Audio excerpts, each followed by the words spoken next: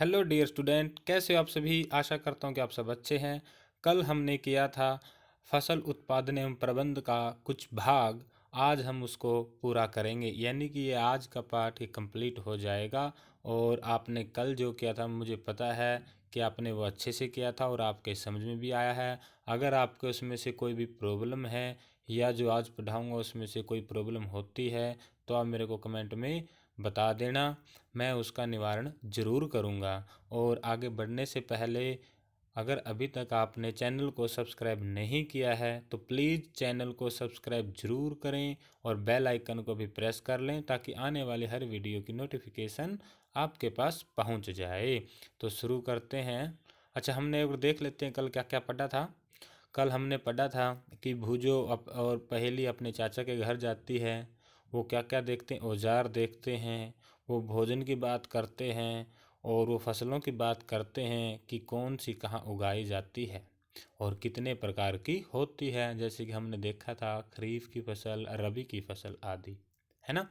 और हमने ये देखा था कि जो आधारिक फसल पद्धतियां हैं कि फसल को उगाने के लिए हमने कौन कौन से तरीके अपनाने पड़ते हैं उनके बारे में हमने एक नज़र डाली थी कि मिट्टी को तैयार करना, बुआई, खाद एवं उर्वरक देना, सिंचाई, खरपतवार से सुरक्षा, कटाई, भंडारण, ये सब हमने पढ़ा था। आज हम इनके बारे में डिटेल से पढ़ते हैं। मिट्टी का तैयार करना तो हमने कल पढ़ चुके हैं।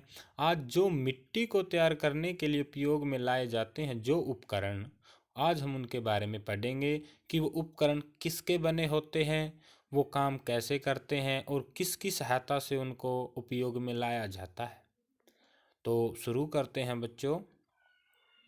कृषि औजार। अच्छी उपज के लिए बुआई से पहले मिट्टी को भुरभुरा करना आवश्यक है। यह कार्य अनेक औजारों से किया जाता है। हल, कुदाली एवं कल्टीवेटर इस कार्य में उपयोग किए जाने वाले प्रमुख औजार हैं। हमने देखा था कि जो मिट्टी का कठोर भाग होता है, यानी कि जो मृदु भाग होता है, उसको हल्का बनाने के लिए हम मिट्टी को उल्टते और पलटते हैं, जिसे हम पोला करते हैं। पोला के बाद उसके जब उसके अंदर ढेले हो जाते हैं तो उसे पाटल की सहायता से उसे तोड़ते हैं। तो आज हम ये देखते हैं कि हल, कुदाली एवं कल्टीवेटर ये काम कैसे करते, कैसे इनका उपयोग किया जाता है। औजार की अगर मैं कोई परिभाषा दूं तो ये दे सकता हूं, आप किसी भी उपकरण की सहायता से कोई भी काम करते हो तो उस समय वो आपका औजार हो जाता है। मान के चलो, अगर आप कोई भी चीज़, मान के चलो जो आपका ब्रश है, ठीक है, आपका जो ब्रश आप जो सुबह उठकर करते हैं, अगर आप उसकी सहायता से कुछ किसी को चोट मारते हो तो उस समय वो आपका क्या है, औजार है। ठीक है। अगर आप पेन है आपके पास और आप लिखते हो, जो आपका लिखने का औजार है वो आपका पेन है। औजार का पता लग गया। तो अब देखते हैं कि हल। हल प्राचीन काल से ही हल का उपयोग जुताई, खाद, उर्वरक मिलाने, खरपतवार निकालने एवं मिट्टी खुरचने के लिए किया जाता रहा है। यानी कि यह हमारा परंपरागत औजार है जिसका उपयोग हम शुरू से ही करते आ रहे हैं। यानी कि प्राचीन काल, यानी कि शुरू से, जब से मनुष्य ने खेती करनी शुरू की है तभी से हम हल का प्रयोग करते आ रहे हैं। यह औजार लकड़ी का बना होता है जिसे बैलों की जोड़ी अथवा अन्य पशुओं, घोड़े और ऊंट, ये बच्चों जगह जगह पर निर्भर करता है कि जहाँ बैलों की संख्या ज़्यादा है वहाँ बैलों का यूज़ किया जाएगा और जहाँ घोड़े, ऊंट हैं वहाँ ऊंटों का उपयोग लाया जाएगा। इसमें लोहे की मजबूत तिकोनी पत्ती होती है, यानी कि लोहा एक पत्ती होती है 3 कोनों वाली, जिसे हम फाल कहते हैं। हल का मुख्य भाग लंबी लकड़ी का बना होता है जिसे हल शेफ्ट कहते हैं। इसके एक सिरे पर हैंडल होता है और दूसरा सिरा जोत के डंडों से जुड़ा होता है जिसे बैलों की गर्दन के ऊपर रखा जाता है। एक जोड़ी बैल, एक एक आदमी इसे सरलता से चला सकता है। अब फाल और हल सेफ्ट, ये दो उसके नाम आए हैं। जो फाल होता है बच्चों वो मिट्टी के अंदर लगा होता है, जो मिट्टी के अंदर हम नीचे जाता है वो जो मिट्टी को पलटता है जो भाग, वो फाल होता है। और जिस लकड़ी से वो जुड़ा होता है उसे हम हल शेफ्ट कहते हैं। और एक उसके ऊपर हैंडल होता है जिसे हम जोत के नाम से जानते हैं। और ये बैल, ऊंट या घोड़े की जो गर्दन होती है उस पर रखकर और एक व्यक्ति या एक आदमी के द्वारा वो आसानी से चलाया जा सकता है। आजकल लोहे के हल तेजी से देसी लकड़ी के हल की जगह ले रहे हैं। हमने कल भी पता किया था कि जो हल हैं वो लकड़ी और लोहे के होते हैं, और लकड़ी की लोहे की जगह जो लकड़ी के हल होते हैं उनकी जगह लोहे के हल ने ले ली है। क्योंकि लोहे के हल का उपयोग हम ट्रैक्टरों के द्वारा करते हैं। जो बड़ी बड़ी मशीनें आ गई हैं उनके साथ इनका उपयोग करते हैं, जिससे कि हमारा श्रम और हमारा समय बचता है। कुदाली, यह एक सरल औजार है जिसका उपयोग खरपतवार निकालने एवं मिट्टी को पोला करने के लिए किया जाता है। कुदाली से हम दो काम कर सकते हैं बच्चों, एक खरपतवार निकाल सकते हैं और मिट्टी को पोला करने के लिए, यानी कि मिट्टी को हल्की बनाने के लिए किया जा सकता है। इसमें लकड़ी अथवा लोहे की छड़ होती है जिसके एक सिरे पर लोहे की चौड़ी और मुड़ी प्लेट लगी होती है जो ब्लेड की तरह कार्य करती है। इसका दूसरा सिरा पशुओं द्वारा खींचा जाता है। अब हम हल को और कुदाली को दोनों को एक एक करके चित्र के अंदर देखते हैं।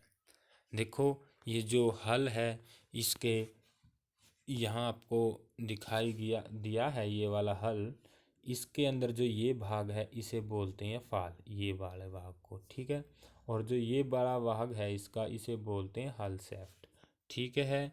और जो ये इसके अंदर यहाँ यहाँ इस पर लगी होती है जोत, ठीक है, जो कि ये वाली रही इधर, ये वाली, इसको बोलते हैं जोत, ठीक है ना।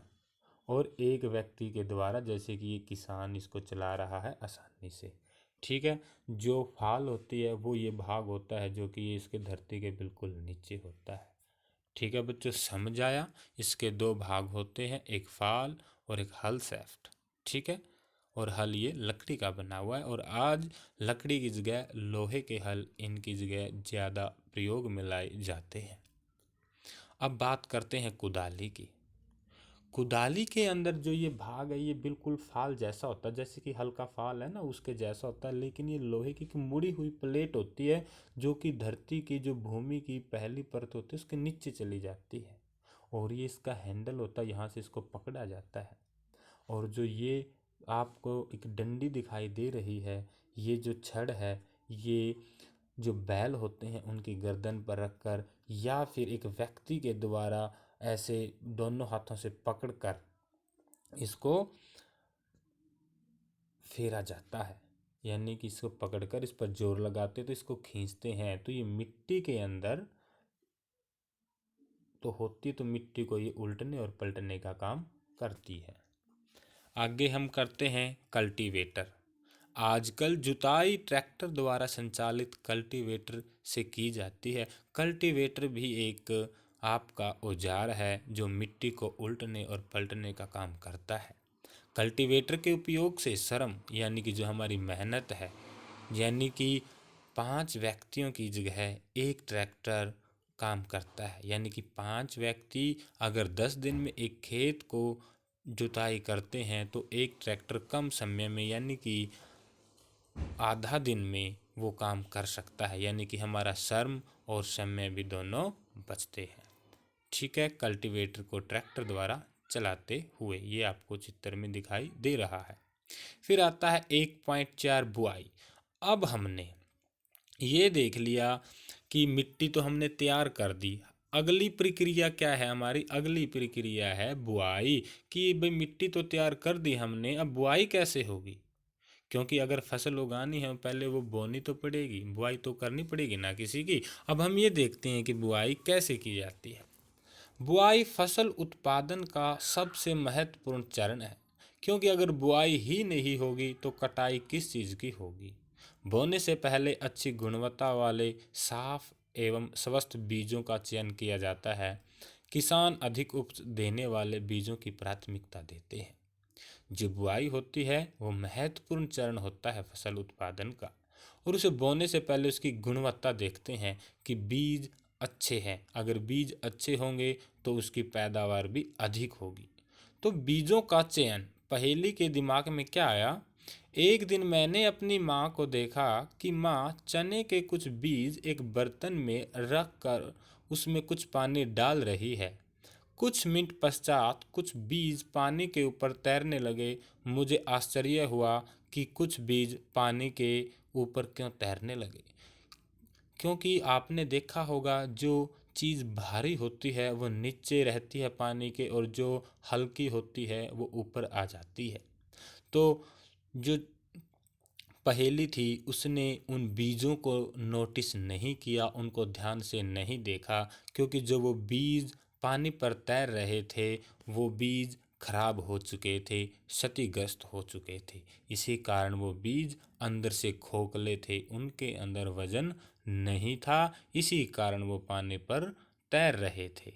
ठीक है, तो ये आप भी एक क्रियाकलाप कर सकते हैं। आप एक मुट्ठी गेहूं के दाने लेकर और आप एक जग के अंदर डाल दे। अगर जग के अंदर आपका पानी है तो पानी के अंदर आप उसको डालोगे, एक गेहूं की मुट्ठी के दानों को, तो आप भली भांति उसको समझ जाएंगे कि कुछ दाने ऊपर की ओर और कुछ दाने नीचे की ओर रह जाएंगे। क्या कुछ बीज जल के ऊपर तैरने लगते हैं? हाँ, बिल्कुल तैरने लगते हैं। जो बीज पानी में बैठ जाते हैं वे हल्के या भारी हैं। वो भारी होते हैं बच्चों, जो ऊपर तैरने लगते हैं वो हल्के होते हैं। आगे कहता है कि क्षतिग्रस्त बीज खोखले हो जाते हैं और इस कारण हल्के होते हैं, अतः यह जल पर तैरने लगते हैं। अच्छे और स्वस्थ बीजों को क्षतिग्रस्त बीजों से अलग करने की यह एक अच्छी विधि है। बुआई से पहले बीज बोने के औजारों के बारे में जानना आवश्यक है। जैसे कि हमने देखा था कि मिट्टी को जुताई करते हैं तो उसके लिए भी कुछ औजारों की ज़रूरत पड़ती है, वैसे ही बुआई के लिए भी हमें औजारों की ज़रूरत पड़ती है। परंपरागत औजार। परंपरागत औजार बच्चों वो होता है जिसका ऐसा औजार जिसका उपयोग हम प्राचीन काल से करते आ रहे हैं, उन्हें हम परंपरागत औजार कहते हैं। परंपरागत रूप से बीजों की बुआई में इस्तेमाल किया जाने वाला औजार कीप के आकार का होता है। बीजों को कीप के अंदर डालने पर यह 2 या 3 नुकीले सिरे वाले पाइप से गुजरते हैं। ये सिरे मिट्टी को भेद कर बीज को स्थापित कर देते हैं। जो कीप होती है बच्चों, उसके अंदर हम जब बीज को डालते हैं तो वो मिट्टी के अंदर धंस जाती है, और जो मिट्टी के अंदर धंसने के बाद वो बीज को मिट्टी के नीचे दबा देती है, तो जिसके कारण फसल पैदा होती है। बीज होने का पारंपरिक तरीका ये रहा।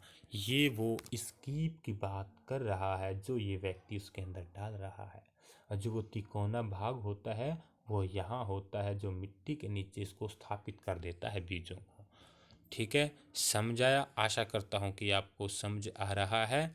आगे चलते हैं, क्या कहता है। Seed drill. पहले हम एक इसका चित्र देख लेते हैं जो सीड ड्रिल होती है। बच्चों ये होती है सीड ड्रिल। इसके जो ये नीचे वाले भाग है ये बिल्कुल, यानी कि नीचे से ना बिल्कुल तीव्र होते हैं, ये तेज होते हैं, इनकी धार होती है और ये मिट्टी के अंदर धंस जाते हैं। ठीक है, इसके बारे में हम पढ़ते हैं। आजकल बुआई के लिए ट्रैक्टर द्वारा संचालित सीड ड्रिल, आप नाम से ही पता कर सकते हैं कि सीड ड्रिल क्या काम आएगी। सीड का मतलब होता है बीज, यानी कि ड्रिल का मतलब होता है कि उसको नीचे दबाना। मशीन होती है ड्रिल बच्चों। तो बच्चों सीड को ड्रिल, यानी कि जो सीड को नीचे करती है वो ड्रिल, वो उसे बोलते हैं सीड ड्रिल का उपयोग होता है। इसके द्वारा बीजों में समान दूरी एवं गहराई बनी रहती है। इसका मतलब यह है कि जो इसके देखो जो ये भाग हैं ये अलग बिल्कुल दूरी दूरी पर हैं, 2 भाग है ना, ये फिर इसके आगे है और ये फिर ये इससे अलग अलग है। इससे क्या होता है कि जो हम बीज स्थापित करते हैं धरती के नीचे, उनकी दूरी बनी रहती है। ठीक है, और बुआई के बाद बीज मिट्टी द्वारा ढक जाए। इससे बीजों को पक्षियों द्वारा खाए जाने से रोका जा सकता है। अगर हम बीजों को ऊपर डाल देंगे तो जो पक्षी आते हैं वो उनको उठा के लेके चले जाएंगे, जिसके कारण फसल का उत्पादन कम होगा। अब सीड ड्रिल द्वारा बुआई करने में समय और श्रम दोनों की ही बचत होती है, क्योंकि यह जल्दी से अपना काम कर लेते हैं। मेरे विद्यालय के समीप एक पौधशाला नर्सरी है।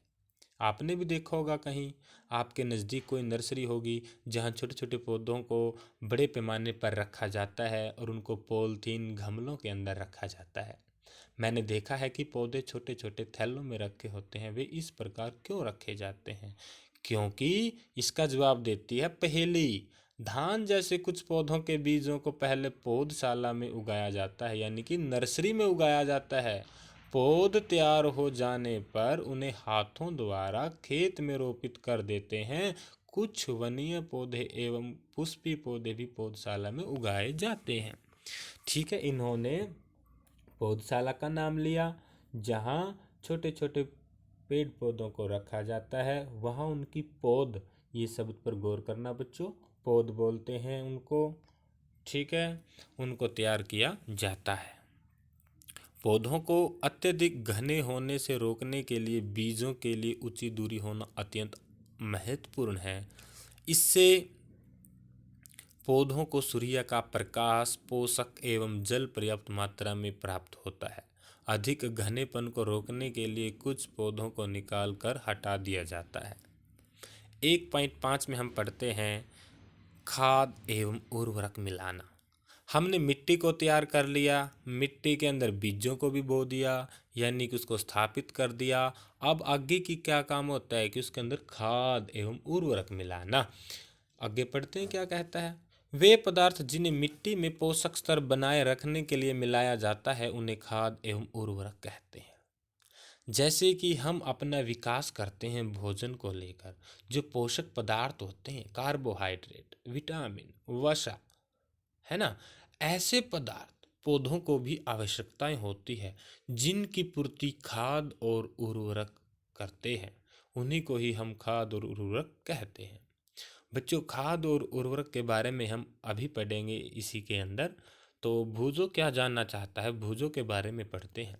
मैंने एक खेत में उगने वाली स्वस्थ फसल पौधों को देखा, जबकि पास के खेतों में पौधे कमजोर थे।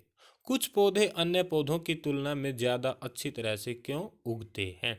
ये जवाब खाद और उर्वरक के पढ़ने के बाद हमें मिलेगा। मिट्टी फसल को खनिज पदार्थ प्रदान करती है। मिट्टी फसल को खनिज पदार्थ प्रदान करती है। यह पोषक पौधों की वृद्धि के लिए आवश्यक है। कुछ क्षेत्रों में किसान खेत में एक के बाद दूसरी फसल उगाता रहता है। खेत कभी खाली नहीं छोड़े जाते। कल्पना कीजिए कि पोषकों का क्या होता है।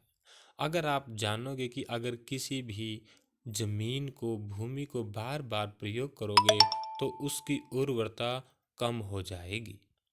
उसकी उर्वरता को मिट्टी को उपजाऊ बनाने के लिए ही हम खाद और उर्वरक का उपयोग करते हैं।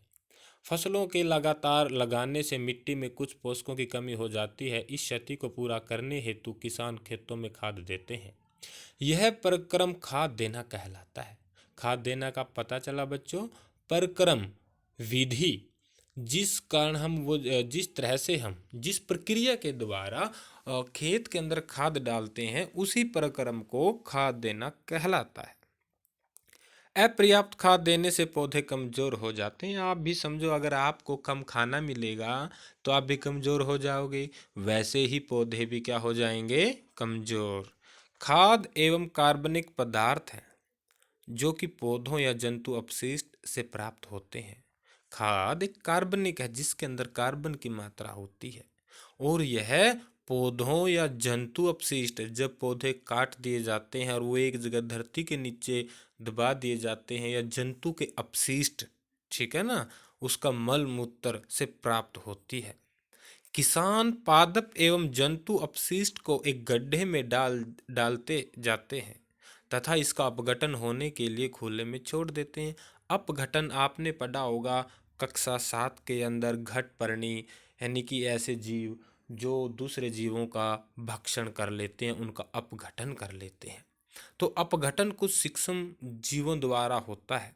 अपघटित पदार्थ खाद्य के रूप में उपयोग किया जाता है। आप कक्षा 6 में वर्मी कंपोस्टिंग अथवा केंचुए द्वारा खाद तैयार करने के विषय में पढ़ चुके हैं। केंचुए से हमने एक प्रश्न बनाया था कि किसानों का मित्र किसे कहा जाता है, तो केंचुए को कहा जाता है। क्रियाकलाप 1.2 ये आपको घर करना है, ठीक है, तो आपको प्रैक्टिकली चीज़ों का पता चल जाएगा। जैसे कि मैं एक बार पढ़ देता हूँ इसको। मूंग अथवा चने के बीज लेकर उन्हें अंकुरित कीजिए। इनमें से एक ही आकार वाले 3 नवोद्भिद छांट लीजिए। अब 3 गिलास अथवा एक ही पात्र लीजिए। इन पर ABC निशान लगाइए। गिलास ए में थोड़ी सी मिट्टी लेकर इसमें थोड़ी सी गोबर की खाद मिलाइए। गिलास बी में समान मात्रा में मिट्टी लेकर उसमें थोड़ा सा यूरिया मिलाइए। गिलास सी में कुछ मिट्टी लीजिए बिना कुछ मिलाए। अब इनमें पानी की समान मात्रा डालकर सुरक्षित स्थान पर रख दीजिए। प्रतिदिन पानी देते रहें। 7 से 10 दिनों के बाद उनकी वृद्धि को नोट कीजिए। आप ये देखोगे कि जिसके अंदर यूरिया और खाद मिलाया था वो अधिक ऊंचाई प्राप्त करे मिलेंगे, और जिसके अंदर आपने कुछ सिर्फ पानी ही मिलाया था या मिट्टी मिलाई थी उसका विकास कम होगा। ठीक है, ये प्रयोग की स्थिति है। ठीक है, ऐसे इसके अंदर है, क्या तीनों गिलासों के पौधों में वृद्धि की गति एक समान है? बिल्कुल भी नहीं है।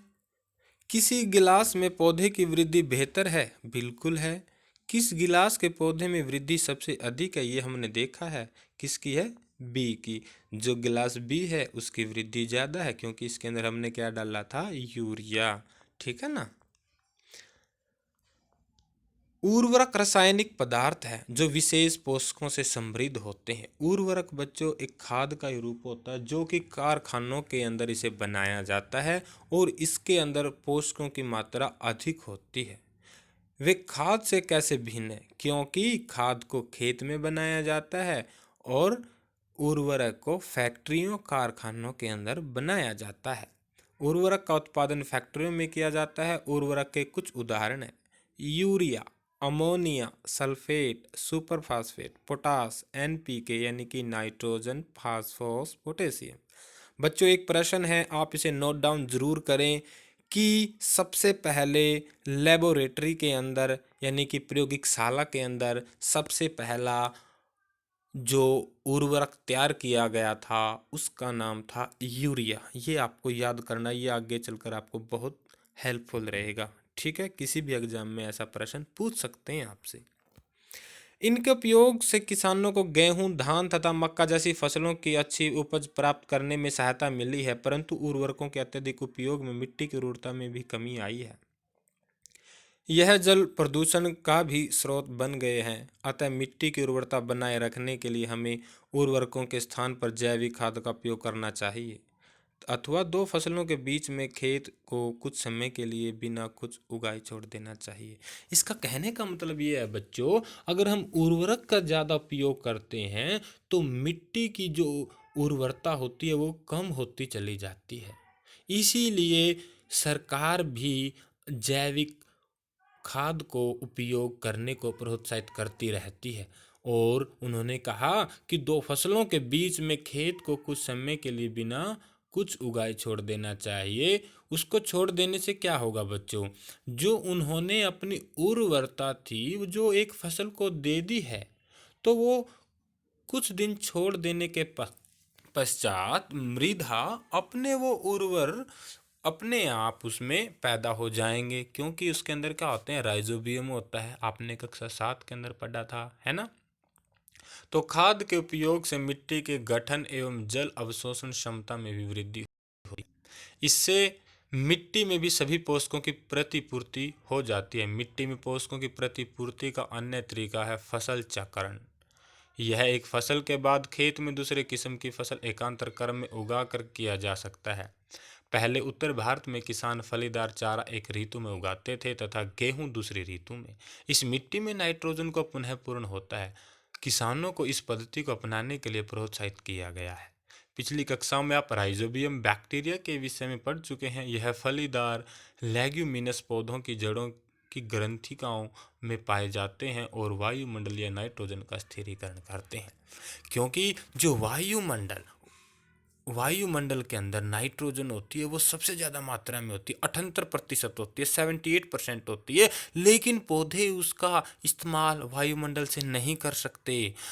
वो उसका इस्तेमाल करने के लिए जो कुछ बैक्टीरिया होती है उसका नाम है राइजोबियम। जो राइजोबियम है बच्चों, वो नाइट्रोजन को मिट्टी के अंदर मिला देता है, उसका स्थिरीकरण कर देता है, जिसके कारण पौधे अपना नाइट्रोजन जड़ों के माध्यम से लेते हैं, खनिज जल के रूप में, है ना। तो एक बार हम नज़र डालते हैं कि उर्वरक एवं खाद में क्या क्या अंतर होता है। आपने पता तो चल गया कि उर्वरक मानव द्वारा निर्मित है, जो कि कारखानों के अंदर, जो फैक्ट्रियों के अंदर उगाया जाता है। खाद एक प्राकृतिक पदार्थ है जो गोबर एवं पौधों के अवशेष के विघटन से प्राप्त होता है। उर्वरक का उत्पादन फैक्ट्रियों में होता है। खाद खेतों में बनाई जा सकती है। उर्वरक से मिट्टी का ह्यूमस प्राप्त नहीं होता और खाद से मिट्टी का ह्यूमस प्रचुर मात्रा में प्राप्त होता है। नंबर 4, उर्वरक में पादप पोषक जैसे कि नाइट्रोजन, फास्फोरस और पोटेशियम प्रचुर में होते हैं। खाद में पादप पोषक तुलनात्मक रूप से कम होते हैं, इसीलिए जो गिलास बी था उसकी जो वृद्धि थी वो ज़्यादा थी। क्यों? क्योंकि जो उर्वरक में पादप पोषक जैसे कि नाइट्रोजन, फास्फोरस और पोटेशियम ज़्यादा मात्रा में थे बच्चों, इसी कारण। ठीक है, आशा करता हूँ कि आप समझ रहे हैं और ध्यान से वीडियो को देख रहे हैं। अगर अभी तक आपने चैनल को सब्सक्राइब नहीं किया है तो प्लीज़ चैनल को सब्सक्राइब जरूर कर लें। सारणी 1.1 में उर्वरक एवं खाद के बीच अंतर आप बताए गए हैं। देखते हैं खाद के लाभ क्या है। जैविक खाद उर्वरक की अपेक्षा अधिक अच्छी मानी जाती है। इसका क्या कारण है भाई? इससे मिट्टी की जल धारण क्षमता में वृद्धि होती है, यानी कि जब हम किसी मिट्टी के अंदर खाद डालते हैं तो वो जल को धारण करने की, यानी कि जल को लेने की इसकी क्षमता अधिक हो जाती है। इससे मिट्टी भुरभरी एवं सरंध्र हो जाती है, जिसके कारण गैस विनिमय सरलता से होती है। यानी कि विनिमय का मतलब होता है कि मिट्टी के अंदर से जो गैस निकलती है और उससे लेती है, वो जो उसके अंदर बीज होते हैं वो उसको ले लेते हैं, ह्यूमस बनते हैं बच्चों। इसके कारण इससे मित्र जीवाणुओं की संख्या में वृद्धि होती है। मित्र जीवाणुओं का नाम आया है तो किसान मित्र को क्या होते हैं बच्चों? किसानों का मित्र किसे कहा जाता है, मेरे को कमेंट करके बताएं। इस जैविक खाद से मिट्टी का गठन सुधर जाता है। अगर हम खाद डालते हैं तो मिट्टी का क्या हो जाता है? गठन सुधर जाता है। जल में घुले हुए पोषक का स्थानांतरण पौधे के प्रत्येक भाग में होता है। यह फसल की पाले एवं गर्म, पाले मतलब होता है बच्चों सर्दी, जब सर्दी में पाला पड़ता है, एवं गर्म हवा से रक्षा करता है। स्वस्थ फसल वृद्धि के लिए मिट्टी की नमी को बनाए रखने के लिए खेत में नियमित रूप से जल देना आवश्यक है। निश्चित अंतराल पर खेत में जल देना सिंचाई कहलाता है बच्चों। सिंचाई की परिभाषा क्या आएगी कि किसी निश्चित अंतराल पर खेत में जल देना सिंचाई कहलाता है। सिंचाई का समय एवं बारंबारता, यानी कि बार बार फसलों, मिट्टी एवं ऋतु में भिन्न भिन्न होता है। अब हमने पढ़ा था कि जो धान की फसलें होती है उसको पानी की ज़्यादा आवश्यकता होती है, तो उसमें बारंबार हम क्या करेंगे? सिंचाई करेंगे। ठीक है ना? ऐसे वो मिट्टी और फसलों के आधार पर सिंचाई की जाती है। गर्मी में पानी देने की बारंबारता अपेक्षाकृत अधिक होती है। ऐसा क्यों है? क्योंकि गर्मियों में क्या होता है कि सूर्य की गर्मी इतनी, धूप इतनी अधिक होती है कि पानी का वाष्प बनकर उड़ जाता है और पानी की मात्रा कम रह जाती है। ऐसा क्यों है? क्या यह मिट्टी एवं पत्तियों से जल वाष्पन की दर अधिक होने से हो सकता है? हाँ, हो सकता है। ठीक है ना बच्चों? अब हम पढ़ते हैं सिंचाई 1.6। सिंचाई जीवित रहने के लिए प्रत्येक जीव को जल की आवश्यकता होती है। पौधे के वृद्धि एवं परिवर्धन के लिए जल का विशेष महत्व है। पौधे की जड़ों द्वारा जल का अवशोषण होता है, जिसके साथ खनिजों और उर्वरकों का भी अवशोषण होता है। पौधों में लगभग 90% 90% जल होता है। जल आवश्यक है क्योंकि बीजों का अंकुरण शुष्क स्थिति में नहीं हो सकता। समझ आया कि सिंचाई सभी के लिए जो जल होता है वो प्रत्येक जीव के लिए आवश्यक होता है। उसी के कारण पौधे की वृद्धि और परिवर्धन होता है। इसी के लिए जल का विशेष महत्व है। और पौधों के अंदर लगभग 90% जल होता है। ये नोट डाउन कर सकते हैं कि आप पौधों के अंदर कितने प्रतिशत जल होता है, तो 90% जल होता है। और कोई भी बीज को उगाना यानी कि उसका अंकुरण होना शुष्क स्थिति में नहीं हो सकता। तो भूजो क्या कहता है, इस वर्ष पानी देते समय मैं अधिक सतर्क हूँ। पिछली गर्मियों में मेरे पौधे सूख और मर गए थे। ठीक है बच्चों। सिंचाई के स्रोत क्या क्या है, वो सिंचाई जो पानी है वो कहाँ से आता है और कैसे दिया जाता है, कैसे सिंचाई की जाती है, वो हम पढ़ते हैं। कुएं, जलकूप, तालाब, झील, नदियाँ, बांध एवं नहर इत्यादि जल के स्रोत हैं। अब ये देखो कुओं से पानी दे रहा है ना। और ये देखिए, ये भी एक पंप है लगा रखा। एक ये ढेकली रही है ना बच्चों। और एक एरिया पहले ऐसे ही करते, अब भी महाराष्ट्र, मध्य प्रदेश ऐसे राज्यों में ऐसे ही पानी निकालते हैं। ठीक है, ऐसे करते हैं। तो ये देखते हैं सिंचाई के पारंपरिक तरीके। कुआं, झीलें एवं नहरों में उपलब्ध जल को निकालकर खेतों तक पहुंचाने के तरीके विभिन्न विभिन्न क्षेत्रों में अलग अलग होते हैं। मवेशी अथवा मजदूर, इन विधियों से, मवेशी बच्चों जानवर होते हैं जैसे गाय, बैल, ये इत्यादि मवेशियों के अंदर आते हैं। मजदूर इन विधियों से इस्तेमाल किए जाते हैं। अतः यह सस्ते हैं परंतु यह कम दक्ष हैं। बच्चों कम दक्ष का मतलब है कि इनकी क्षमता ज़्यादा नहीं होती काम करने की। विभिन्न पारंपरिक तरीके हैं। मोट यानी कि घिरनी के द्वारा, चैन पंप, ढेकली, रहट। बच्चों ये लिख लेना है आपने कि मोट यानी कि घिरनी के द्वारा, चैन पंप, ढेकली और रहट। ये रहट तो वेरी वेरी इंपॉर्टेंट है, ये प्रश्न बनता है यहाँ से। ठीक है ना। रहट, रहट का कहाँ प्रयोग करते हैं, तो रहट का सिंचाई के रूप में प्रयोग करते हैं। जल का ऊपर खींचने के लिए सामान्यतः पंप का उपयोग किया जाता है। पंप चलाने के लिए डीजल, बायोगैस, विद्युत एवं सौर ऊर्जा का उपयोग किया जाता है, जो कि आजकल पूरे भारत के अंदर इनका बड़े लेवल पर उपयोग किया जाता है पंपों का, है ना। आगे सिंचाई की आधुनिक विधियाँ, यानी कि आधुनिक विधियाँ कैसी है। आधुनिक विधियाँ का मतलब ये है कि पहले जो हम पानी की सिंचाई के लिए विधियाँ अपनाते थे उनमें पानी का उपयोग कम और वो पानी वेस्ट ज़्यादा होता था। तो आधुनिक विधियों का मतलब ये है कि जो हाल के दिनों में विधियाँ लाई गई है अच्छे से। सिंचाई की आधुनिक विधियों द्वारा हम जल का उपयोग मितव्ययता से कर सकते हैं। मुख्य विधियाँ निम्न हैं। एक है छिड़काव तंत्र, स्प्रिंकलर सिस्टम। इस विधि के अंदर क्या करते हैं बच्चों, जब भूमि ऊंची नीची होती है यानी कि असमतल होती है तो उसके लिए हम छिड़काव तंत्र का प्रयोग करते हैं। अब ऊंची नीची जगह है, कोई उसके साथ पंप के साथ हम पानी दे नहीं सकते। जैसे कि बारिश होती है, तो बारिश होती है बच्चों, चाहे ऊंची हो जगह चाहे नीची हो जगह या असमतल होती है ना, उस पर हर जगह पानी डाल दिया जाता है बारिश के द्वारा। छिड़काव तंत्र भी एक वैसा ही तंत्र होता है जहाँ पर जल कम मात्रा में उपलब्ध है। ऊर्ध्व पाइप, नलों के ऊपरी सिरों पर घूमने वाले नोजल लगे होते हैं। यह आप, अगर आपके पास खेत नहीं है तो आप इसको पार्क के अंदर देख सकते हैं। यह पाइप निश्चित दूरी पर मुख्य पाइप से जुड़े होते हैं। जब पंप की सहायता से जल मुख्य पाइप में भेजा जाता है तो वह घूमते हुए नोजल से बाहर निकलता है। इसका छिड़काव पौधों पर इस प्रकार होता है कि जैसे वर्षा हो रही है। छिड़काव लॉन, कॉफ़ी खेती एवं अन्य फसलों के लिए अत्यंत उपयोगी है। फिर आता है ड्रिप तंत्र, ड्रिप सिस्टम।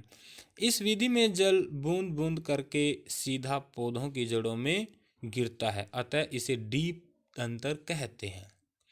जो हमने छिड़काव तंत्र था वो था वर्षा की तरह, और जो ड्रिप तंत्र है इस विधि में क्या होता है, जो बूंद बूंद होती है वो सीधी पौधों की जड़ों के अंदर गिरता है।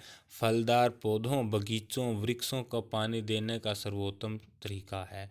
इससे पौधों को बूंद बूंद करके जल प्राप्त होता है। इस विधि में बिल्कुल व्यर्थ नहीं होता है ना। पढ़ा था ना कि जो आधुनिक विधि है उसमें जल व्यर्थ नहीं होता, अतः यह जल की कमी वाले क्षेत्रों के लिए वरदान है। ठीक है। और आगे है, अभी दोनों समझ आए ना बच्चों आपको, छिड़काव तंत्र और ड्रिप सिस्टम क्या है। आगे है 1.7 खरपतवार से सुरक्षा। अब देखते हैं कि खरपतवार क्या है। पहले मैं बता देता हूँ, आपने कोई फसल उगाई और उसके अंदर जो आप नहीं चाहते वो पौधे उसके अंदर उग जाएं तो उसे हम खरपतवार कहेंगे। ठीक है। भूजो और पहेली निकट के गेहूं के खेत में गए और उन्होंने देखा कि खेत में फसल के साथ कुछ अन्य पौधे भी उग रहे हैं। खेत में कई अन्य अवांछित, अवांछित का मतलब है बच्चों अनचाहे। ठीक है। अनचाहे पौधे प्राकृतिक रूप से फसल के साथ उग जाते हैं। इन अनचाहे या अवांछित पौधों को खरपतवार कहते हैं। समझे, इन नोट डाउन कर लेना है। खरपतवार हटाने को निराई कहते हैं। जिस फसल में अनचाहे पौधे उग जाते हैं उनको निकालने की विधि को निराई कहते हैं। समझा, वेरी गुड। निराई आवश्यक है क्योंकि खरपतवार जल, पोषक जगह और प्रकाश की स्पर्धा पर फसल की वृद्धि पर प्रभाव डालते हैं। कुछ खरपतवार कटाई में भी बाधा डालते हैं तथा मनुष्य पशुओं के लिए विषैले हो सकते हैं।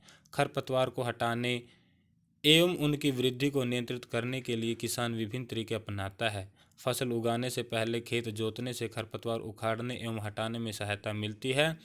इससे खरपतवार पौधे सूख कर मर जाते हैं और मिट्टी में मिल जाते हैं। खरपतवार हटाने का सर्वोत्तम समय उनमें पुष्पण एवं बीज बनने से पहले का होता है। बच्चों, जब फसल उगाई जाती है तो उसके कुछ दिन बाद खरपतवार को हटाना एक सही समय होता है। ये नहीं होता कि बच्चों जब फसल उग गई या पक गई तो उस समय हम खरपतवार को हटाएंगे। तो खरपतवार को पकी हुई फसल में अगर हटाएंगे तो जो पकी हुई फसल है वो खराब हो जाएगी।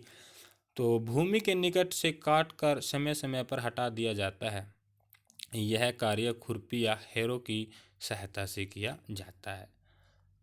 रसायनों के उपकरण से भी खरपतवार नियंत्रण किया जाता है, जिन्हें खरपतवार नाशी कहते हैं। यानी कि ऐसी दवाइयाँ डालते हैं जो कि उस खरपतवार को नुकसान कर दे, उसको मार दे, इसीलिए उसे खरपतवार नाशी, जो खरपतवार का नाश कर दे, ऐसे रसायन को खरपतवार नाशी कहते हैं। जैसे 2,4-D। खेतों में इनका छिड़काव किया जाता है जिसके खरपतवार पौधे मर जाते हैं परंतु फसल को कोई हानि नहीं होती। खरपतवारनाशी को जल में आवश्यकता अनुसार मिलाकर स्प्रेयर फुहारा की सहायता से खेत के अंदर छिड़काव करते हैं। जैसा पहले बताया गया है, खरपतवार की वृद्धि के समय पुष्पण एवं बीज बनने के पहले ही खरपतवारनाशी का छिड़काव करते हैं। खरपतवारनाशी के छिड़काव से किसान के स्वास्थ्य पर भी प्रभाव पड़ सकता है, अतः उन्हें इन रसायनों का उपयोग सावधानीपूर्वक करना चाहिए। छिड़काव करते समय उन्हें अपने मुंह एवं नाक कपड़े से ढक लेने चाहिए, क्योंकि जो खरपतवारनाशी होता है बच्चों, उसके अंदर बड़े विषैले रसायन होते हैं जो कि वो किसान को स्वास्थ्य उसका बिगाड़ सकते हैं। ठीक है। अब देखते हैं कटाई 1.8। फसल की कटाई एक महत्वपूर्ण कार्य है। फसल एक जाने के बाद उसे काटना कटाई कहलाता है। यानी कि जब कोई फसल पक जाती है तो उसको काटते हैं मशीनों के द्वारा, हाथों के द्वारा, तो उसे कटाई कहते हैं। कटाई के दौरान या तो पौधों को खींच कर उखाड़ लेते हैं अथवा उसे धरातल के पास से काट लेते हैं। आपने देखा होगा कैसे काटते हैं। एक अनाज फसल को पकने में लगभग 3 से 4 महीने का समय लगता है। हमारे देश में दरांती की सहायता से हाथ द्वारा कटाई की जाती है अथवा एक मशीन का उपयोग किया जाता है जिसे हार्वेस्टर कहते हैं। काटी गई फसल से बीजों दानों को भूसे से अलग करना होता है, इसे थ्रेसिंग कहते हैं। हार्वेस्टर किसे कहते हैं? जो फसल को काटता है और जो फसल कटी हुई है उस भूसे को और उस दानों को अलग करने की विधि को क्या कहते हैं? थ्रेसिंग कहते हैं। यह कार्य कंबाइन मशीन द्वारा किया जाता है जो वास्तव में हार्वेस्टर और थ्रेशर का संयुक्त रूप है। ये रही वो आपकी कंबाइन हार्वेस्टर और थ्रेशर का जो संयुक्त रूप है। छोटे खेत वाले किसान अनाज के दानों को फटक कर अलग करते हैं। आप इसके विषय में कक्षा 6 में पढ़ चुके हैं। फटक ये रहे भाई, ठीक है ना। ये मशीन के द्वारा इसके अंदर डाल देते हैं और वो भूसे को अलग कर देती है और दानों को अलग कर देती है, ठीक है। ये फटकने वाली मशीन होती है। फिर आता है कटाई पर्व बनाते हैं लोग, ठीक है ना। कुछ लोग बैसाखी बनाते हैं, होली बनाते हैं, दिवाली बनाते हैं, पोंगल, ये सब जो त्यौहार है कटाई के पर्व हैं। आगे करते हैं भंडारण। उत्पाद का भंडारण एवं महत्वपूर्ण कार्य है। यदि फसल के दानों को अधिक समय तक रखना हो तो उन्हें नमी, कीट, चूहों एवं सूक्ष्म जीवों से सुरक्षित रखना होगा। बच्चों, अगर हमने फसल प्राप्त कर ली है तो उसको बचाने के लिए हमें ऐसे कीट, चूहों, सूक्ष्म जीवों से सुरक्षित रखना होगा जो उसको खराब न कर सके। ताज़ा फसल में नमी की मात्रा अधिक होती है। यदि फसल के दानों को सुखाए बिना भंडारित किया जाए तो उनके खराब होने अथवा जीवों द्वारा आक्रमण से वे अंकुरण के लिए अनुपयोगी हो जाते हैं। इसीलिए उनको एक बार फसल काट कर उनको सुखाना होता है, क्योंकि आपने पढ़ा था कि पौधों के अंदर 90% पानी होता है, लगभग 90% पानी होता है। वो पानी इसके अंदर भी बना हुआ रहता है, इसलिए उसको सुखाना आवश्यक है। अतः भंडारण से पहले दानों, बीजों को धूप में सुखाना आवश्यक है, जिससे उसकी नमी में कमी आ जाए। इससे उनकी कीट, पीड़कों, जीवाणु एवं कवकों से सुरक्षा हो जाती है। किसान अपनी फसल उत्पाद का भंडारण जूट के बोरों, धातु के बड़े पात्र में करते हैं, परंतु बीजों को बड़े पैमाने पर भंडारण साइलो और भंडार गृहों में किया जाता है, जिससे उनको पीड़कों जैसे कि चूहों एवं कीटों से सुरक्षित रखा जा सके। नीम की सूखी पत्तियां घर में अनाज के भंडारण में उपयोग की जाती है। आप ये बात आपके अभिभावकों से, अपने मम्मी पापा से पूछ सकते हैं कि उसके अंदर हम जो नीम की पत्तियां क्यों डालते हैं, वो आपको बता देंगे, ठीक है ना। बड़े भंडार गृह में अनाज को पीड़कों एवं सूक्ष्म जीवों से सुरक्षित रखने के लिए रासायनिक उपचार भी किया जाता है। जैसे कि देखो, ये रहे अनाज के भंडार, इसमें करते हैं भारतीय खाद्य निगम, है ना। ऐसे ये देखेंगे आपको हैफेड के अंदर देखेंगे ऐसी ऐसी चीज़ें। और जंतुओं के भोजन, ये देखते हैं हम क्या है। अपनी अभ्यास पुस्तिका में निम्न तालिका बनाकर उसे पूरा कीजिए। क्रम संख्या 1, 2, 3, 4 खाद्य पदार्थ: दूध स्रोत गाय, भैंस, बकरी, ऊँटनी। आपको पता है कि जो दूध देने वाले जानवर हैं वो है गाय, भैंस, बकरी, ऊँटनी। अब आप यहाँ लिखो कि सब्जी लिखो, मांस लिखो, ऐसे ऐसी आप जो खाद्य पदार्थ होते हैं वो आप यहाँ नोटिस करोगे और आगे उसका स्रोत लिखोगे क्या क्या है। इस सारणी की पूर्ति करने के पश्चात आपने देखा होगा कि पौधों की तरह ही जंतु भी हमें विभिन्न प्रकार के खाद्य पदार्थ प्रदान करते हैं। समुद्र के तटीय क्षेत्रों में रहने वाले लोग मछली का मुख्य आहार के रूप में उपयोग करते हैं। पिछली कक्षाओं में पौधों से प्राप्त होने वाले खाद्य पदार्थों के विषय में आप पढ़ चुके हैं। हमने अभी सीखा कि फसल उत्पादन के विभिन्न चरण हैं: बीजों का चयन, बुआई इत्यादि। इसी प्रकार घरों में अथवा फार्म पर पालने वाले पालतू पशुओं को उचित भोजन, आवास एवं देखभाल की आवश्यकता होती है। यह बड़े पैमाने पर किया जाता है तो इसे हम पशुपालन कहते हैं। मछली स्वास्थ्य के लिए अच्छा आहार है। हमें मछली से कॉड लिवर तेल मिलता है जिसमें विटामिन डी अधिक मात्रा में पाया जाता है। तो बच्चों, ये इसके प्रमुख शब्द हैं। हमने एक एक शब्द को अच्छे से पढ़ा है। मैं आशा करता हूँ आपको बिल्कुल समझ आया होगा। और एक बार इसको आप घर बैठकर देख लेना इन शब्दों को। अगर नहीं समझ आए तो कोई कमेंट में कर बता देना कि मेरे को सर ये नहीं समझ में आया, तो मैं उसको बता दूंगा, ठीक है। अगर अभी तक आपने चैनल सब्सक्राइब नहीं किया है तो प्लीज़ चैनल को सब्सक्राइब कर लें, क्योंकि जो मैं अगली वीडियो बनाऊंगा वो आपके पास पहुंच जाएगी, ठीक है। ये बिल्कुल सिंपल है, यही हमने किया है और बाहर से कुछ नहीं है, ठीक है। जैसे कि देखो, एक स्थान पर एक ही प्रकार के बड़ी मात्रा में उगाए जाने वाले पौधों को क्या कहते हैं बच्चों? फसल, ठीक है ना। सब ऐसे ही आएंगे, ये आप कर लेना, क्योंकि वीडियो बहुत लंबी हो चुकी है। और अब हमने पढ़ते समय एक एक शब्दों को अच्छे से समझा था कि रबी की फसल कौन सी है, हल क्या होता है। अब इनकी बताने की ज़रूरत नहीं है।